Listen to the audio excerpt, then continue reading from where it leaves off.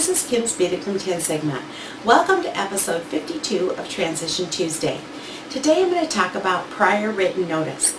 Right now I'm going to switch over to a short slide presentation to share some information.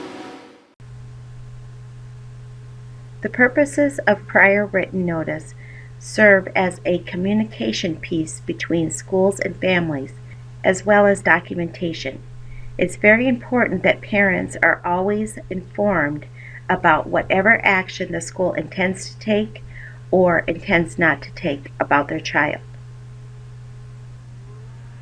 According to IDEA 2004, the school district must give a written notice to parents of a child with a disability within a reasonable amount of time in order for the school district to propose to begin or change the identification, evaluation, or educational placement of the child, or the provision of a free appropriate public education, or refuse to begin or change the identification, evaluation, or educational placement of the child, or the provision of FAPE.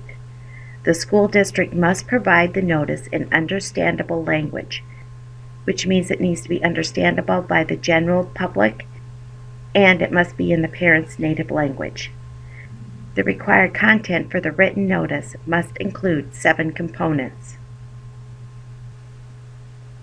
The 7 required pieces for the prior written notice include a description of the action proposed or refused by the district, an explanation of why the school district proposes or refuses to take the action, a description of each evaluation procedure, assessment, record, or report the agency used as a basis for the proposed or refused action, a description of other options that the IEP team considered and the reasons why those options were rejected, a description of other factors that are relevant to the agency's proposal or refusal,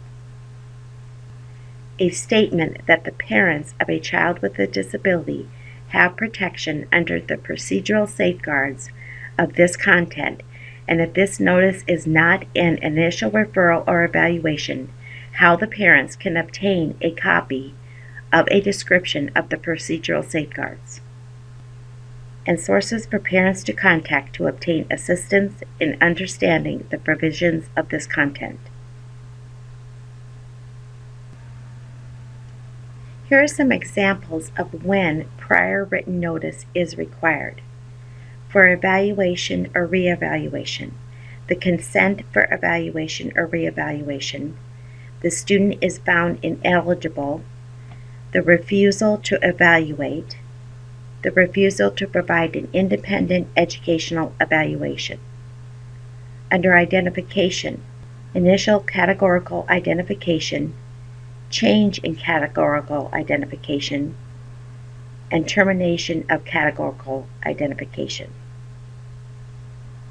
Under placement, when the child is going to be initially placed, changes in the LRE, or least restrictive environment, a change in private placement, or parents requested refusal to change placement.